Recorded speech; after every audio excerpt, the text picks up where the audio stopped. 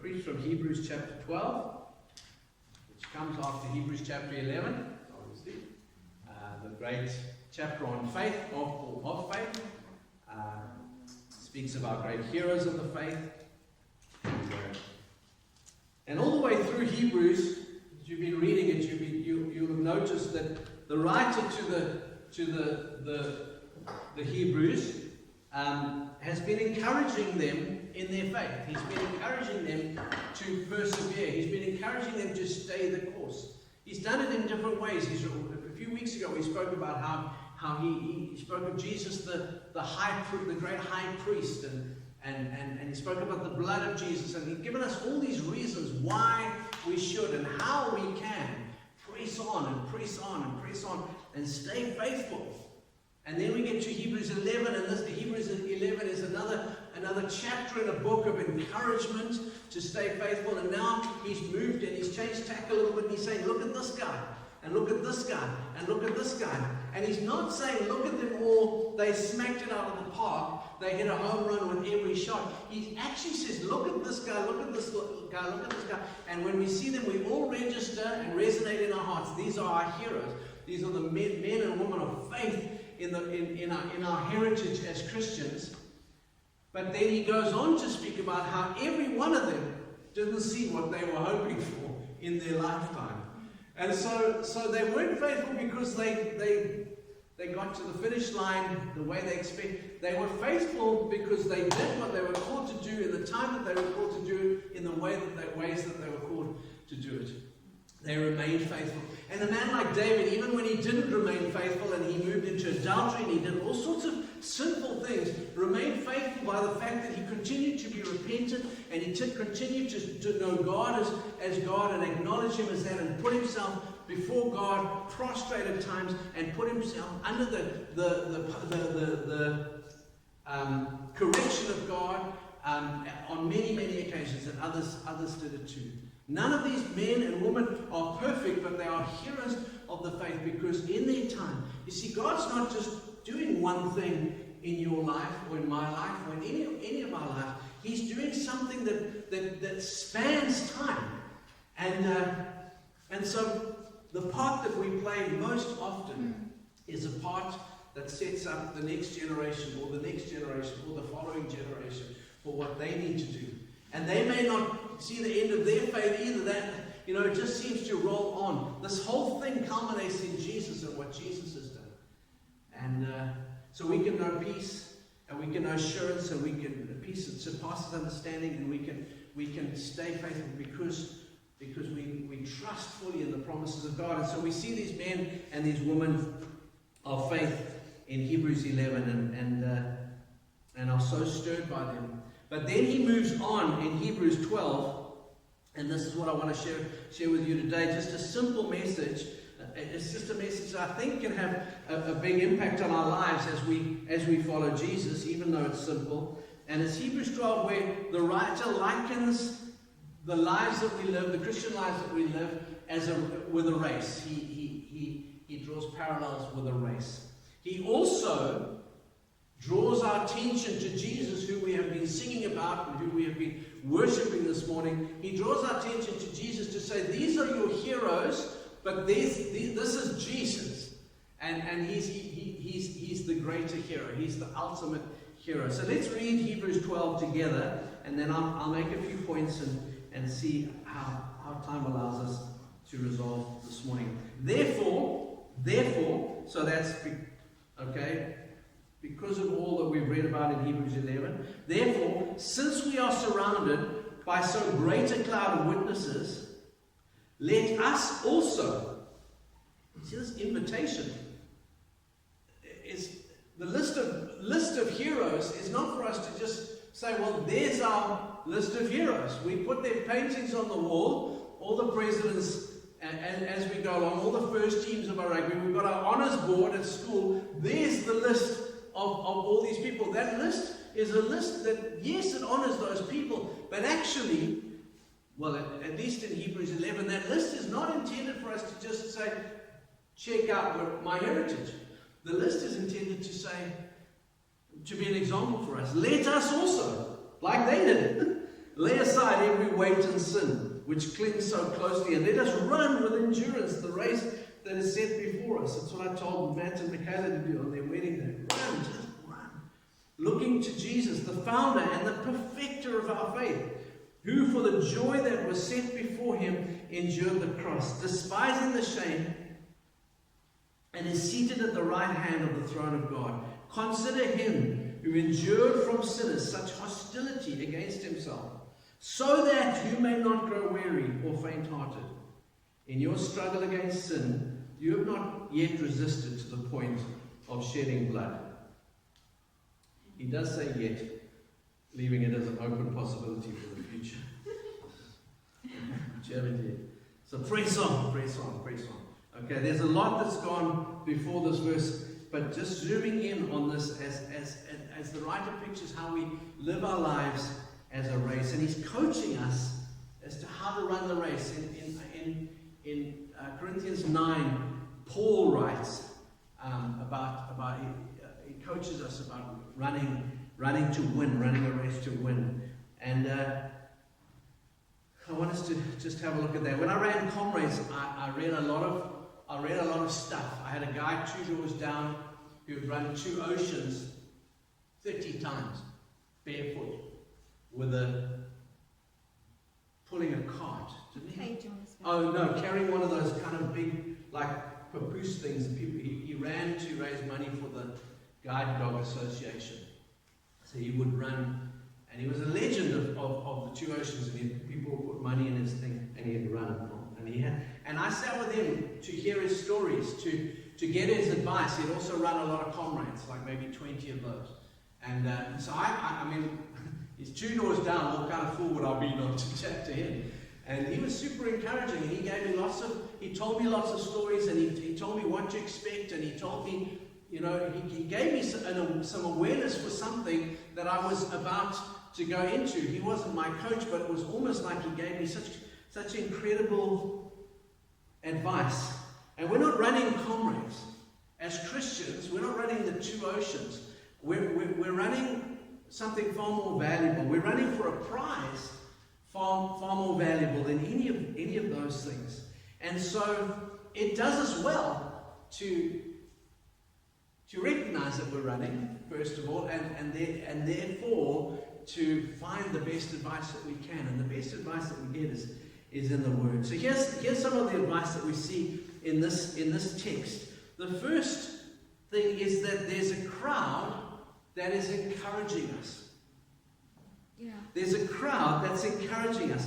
In the writer's picture, the people of Hebrews 11 and thousands like them are in the arena shouting to us. There's all these people, and they are the cloud of witnesses. There's them and others like them who've gone before, and they are a cloud of witnesses, but they're not witnesses just watching.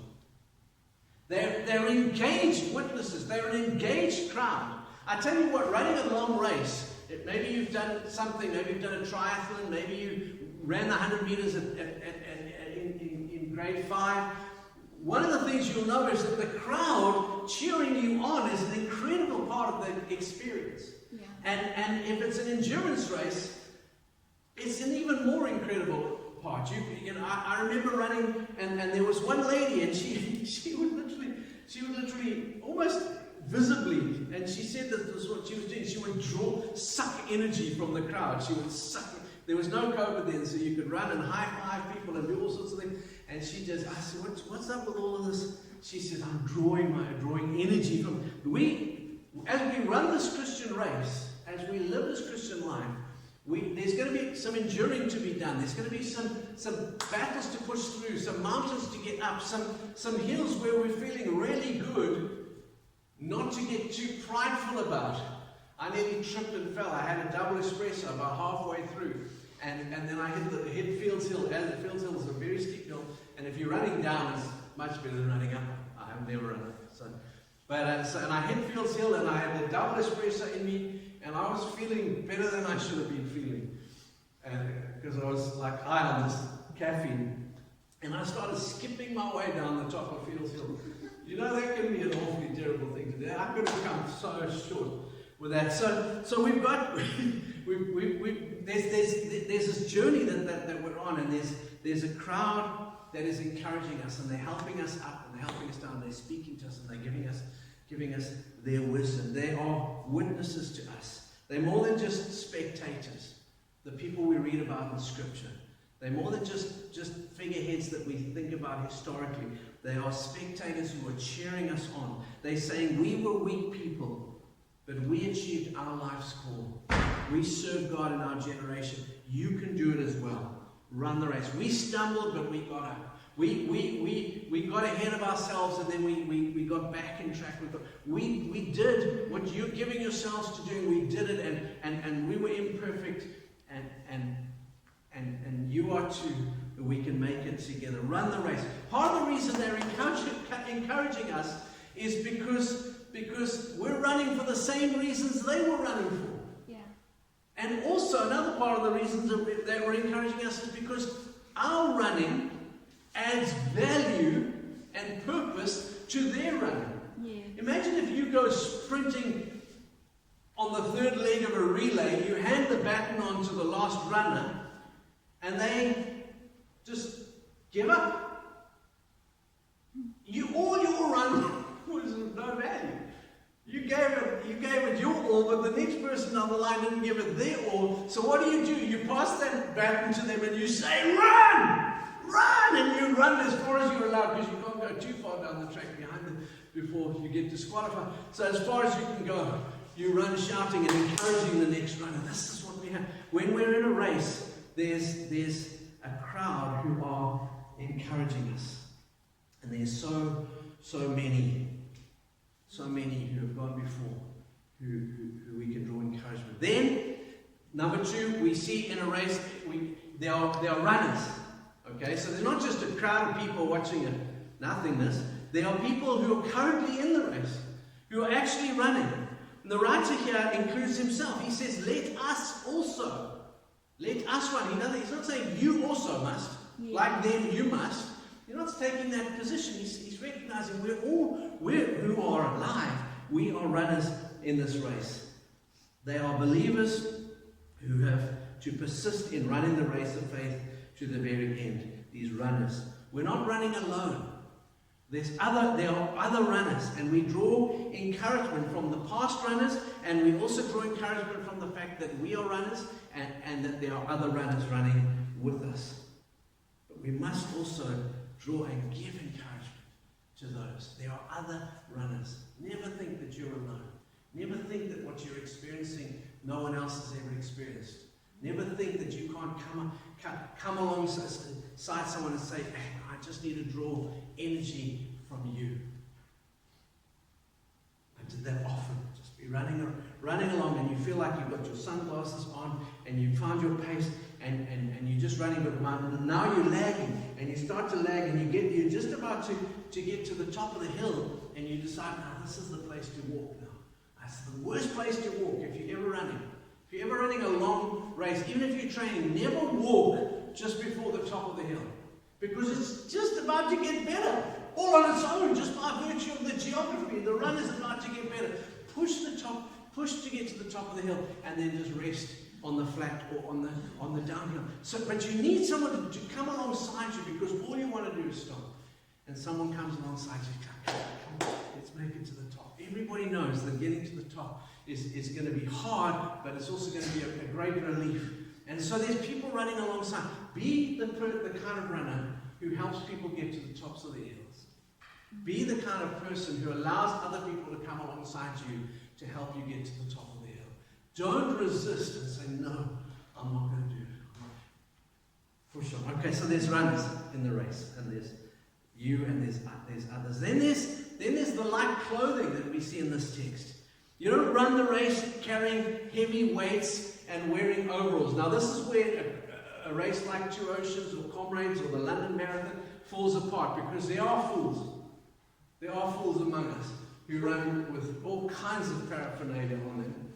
But they're not really fools. They're often attracting attention to themselves because they're running for charity. They're running for a purpose. But generally, you come to PE, everybody wears quite a lot of stuff because most people in PE are triathletes.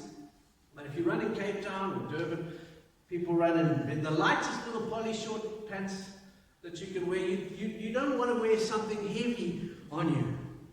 So there's this light clothing. So in this Christian race, the writer wants us to clothe ourselves, put aside hindrances, anything that'll hinder us. What things can hinder you? Certain clothes can rub you, cause you to, the wrong shoes can be a hindrance. There can be all sorts of things that hinder you that aren't necessarily, in the Christian life, that aren't necessarily sinful.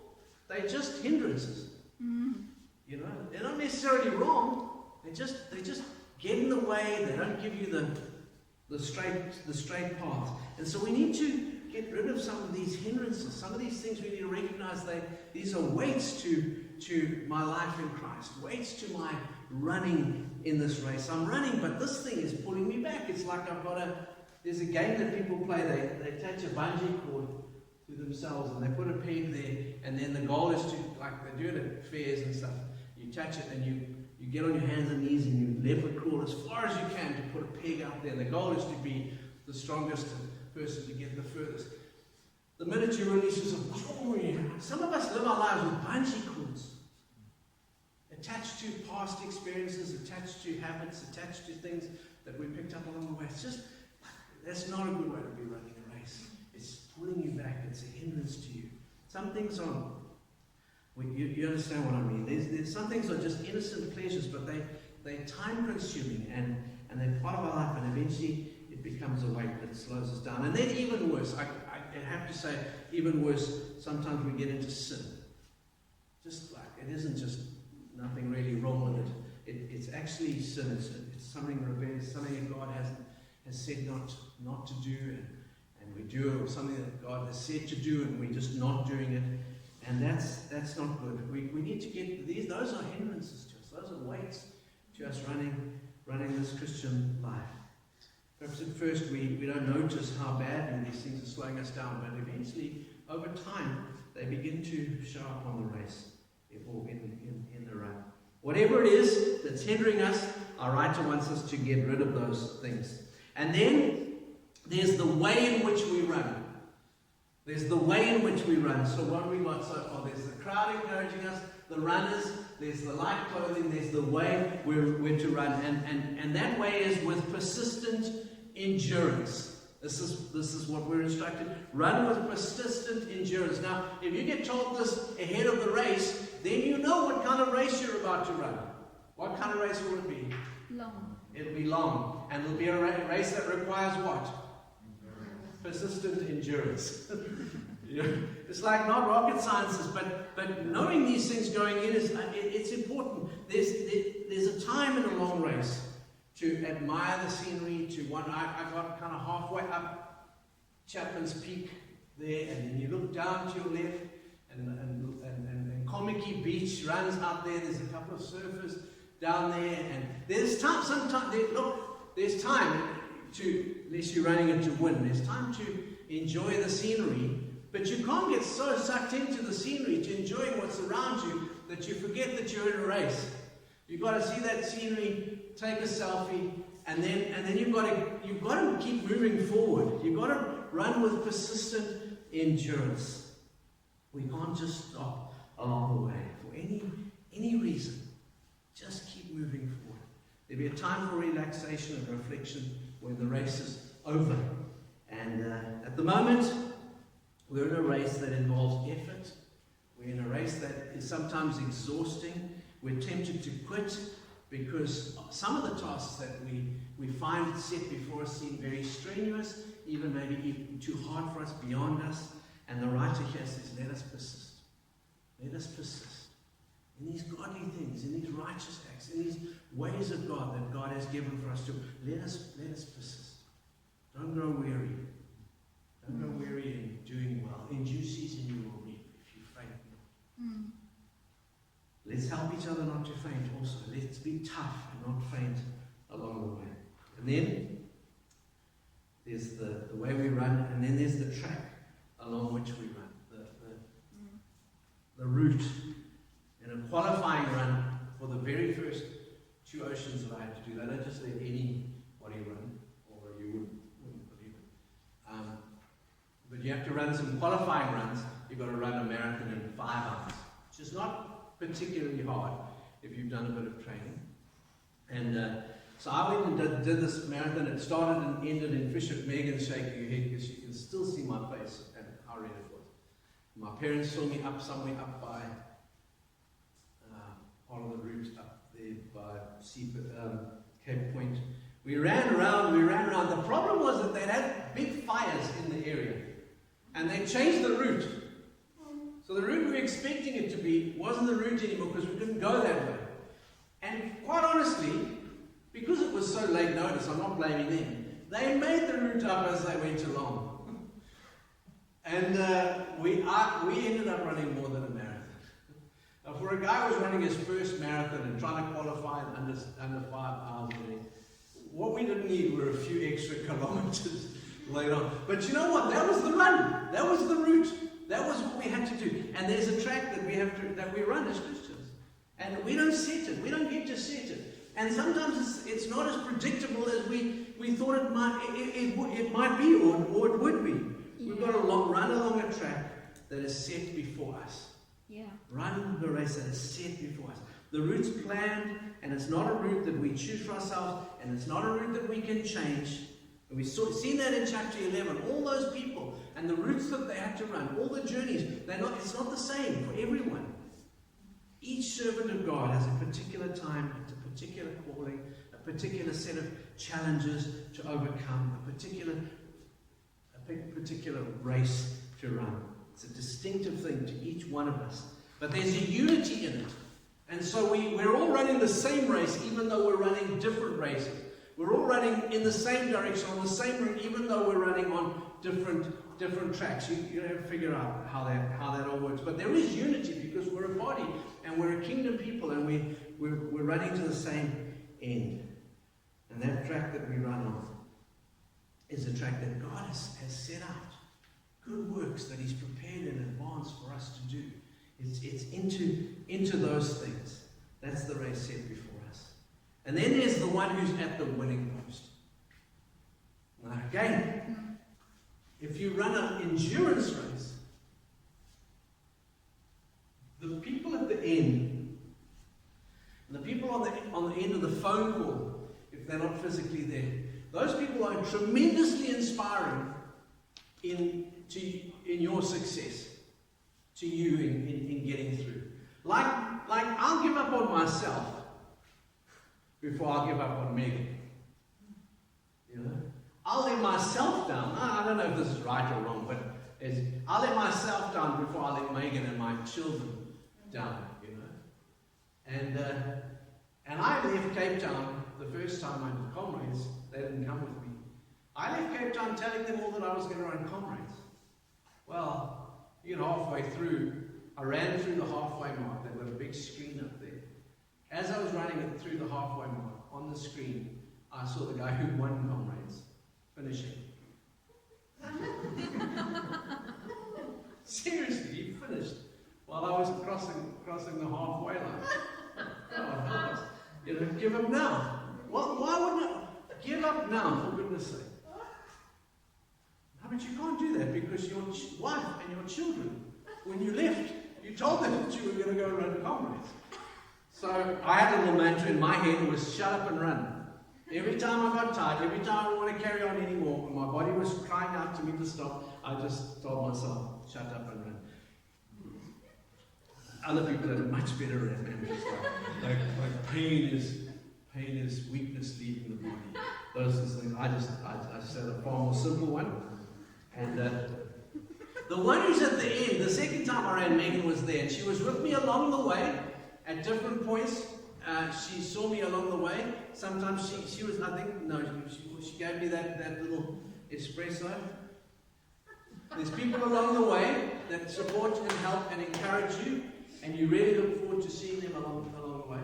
But then, as you run towards the end, knowing that there's somebody at the finish, that's the incredible thing to be thinking about. This is just me speaking in the natural. And now all of you want to run Comrades, hey, after I've spoken so a lot about it. This is just me. But here's the thing. At the end of the racetrack, of this race that we're running, is Jesus. Yeah. I don't know, maybe you have to have finished a hard race to get this. But at the end of the racetrack, standing there, smiling, proud, delighted, having seen you run through the pain, having seen you get up and carry on, having been there to give you some drinks along the way, having been with you all along the journey. He's now not along the way, left behind. He's there. He's there to, oh man, it's just Jesus at the end of the race. He's there waiting for us at the end of the race. If you're in a race, and you are, and it's an endurance race of some sort, and then considering that Jesus is just down the track to help you, is present with you now, but is also there at the end. Oh, please, take some time to ask the Holy Spirit to give you some kind of picture of that incredible reality. I don't know, a bride who prepares herself and spends months, maybe years, dreaming of her wedding day, ultimately comes down the aisle and sees her husband to be there. What a thing! What a moment! What a moment! And a husband, a man who's standing there, and he looks around, he turns around, and there comes his bride. I don't know, maybe too many guys who don't cry. Most of them are pretty stoic. But there's tears. Because this one that you have been running for, this one that you've been keeping yourself for, this one that you've been getting knocked down, getting up again for, is there at the end. Maybe that's an image that's easier for you to convert into how glorious this thing of Jesus. We're running not just for him, but we're running towards him. Yeah. Towards the glory. For the joy set before him, he endured the cross. What was the joy set before Jesus? You can speak up from behind your mouth.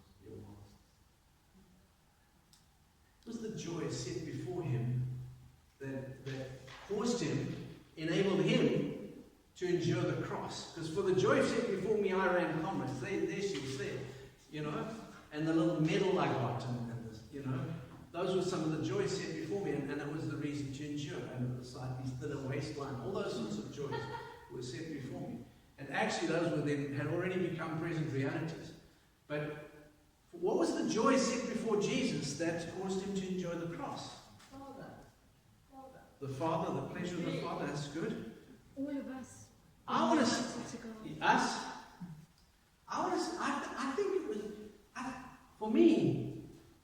It was to see us running towards him, to see us running with him, to see us running for him, to see us loving the Father as he loves the Father, to see us living in all that the cross would make a way for us to live in. Yeah. That's what Jesus endured for. He endured for the joy of seeing you. You see, I'm looking forward to seeing him. He's looking forward to seeing me. Yeah. The joy set before him Jesus hasn't fully experienced it. Because you and I are still coming. He's still coming. There's no, maybe there is a start that ends the race at some point. I think it's an incredible thing. Jesus is the originator of the race, the entire plan of salvation in which we're involved. He's the creator. And he's greater than all of those who were in the cloud. He's the perfecter. He's the one who's got to glory himself and is able to bring us to the winning post. How does he bring us to the winning post? He brings us to the winning post by sustaining our faith. He brings us to the winning post by being with us, by being there at the finish, and by being faithful, more faithful than we know faithful to be. We look forward to the joy of the Lord. They despised him. They were wicked to him, and they disgraced him in the most despicable ways. But now Now he's victor and conqueror. He's the one, the first fruits of the Father, and we are the second, third, 90th, millionth, 700 million, and none of us are less important than the other. The joy set before us is us, just a team of witnesses, a team of saints, generation after generation crossing the finish line. He says, well done, good and faithful servant. I said, well, I didn't do that well. I didn't run that fast, and I broke down something. Oh, just, well done. Well done. You kept the faith. You kept the faith. That's what we live for, friends. We're running a race that's similar to the one which Jesus ran. If we consider him, both his example and his support as we run the race, we'll be able to resist the danger of collapsing in discouragement, the danger of being distracted to the point that we don't carry on. In any case, our writer says our case is not as bad as his was. We haven't yet been crucified. We haven't had to go through to the point of death. An incredible picture.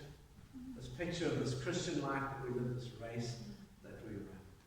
Over the next couple of days, I'm going to send out on our community group. Last week, you gathered in small groups to discuss some of the points that Kevin made. This week, we'll do it differently. I'm going to send it out, and I want to encourage you in your households and among yourselves, even friends, if you're having coffee, to chat about and talk about some of these things, some of these questions that arise from this. I want you to be reflecting on what have you done that kind of helps you to imagine what it's like to run a race. Maybe you've run a race, maybe you've swum a race, maybe you've cycled a race, maybe you've gone through a long journey. Mom and Dad are about to celebrate 60 years of being married, and that's a race, you know. And what's it like? What's it been like? And what are the similarities? Is it the things? We'll talk about them in the week, but we won't do it now. We'll pray now, and we'll celebrate Jesus, and we'll break bread, and we'll remember Jesus, who's with us, and who's at the end. Can we share up those communion elements? Let's do that now. That's what I've had a sense of doing. Thanks, Paul. Go for it. I'm going to talk while we share this now. The picture for me was of communion this morning. It's just remembering. This is for us to remember Jesus is with us. Remember that remember what he's done and what he's gone before and gone ahead, and remember why he's done it. Remember how he's done it. This is communion this morning. This is what we are remembering as we receive communion this morning. We're remembering and considering Jesus, the author, the perfecter, the author and the finisher, the one who's finished ahead of us and is ushered away for us all to finish. The author and the finisher of our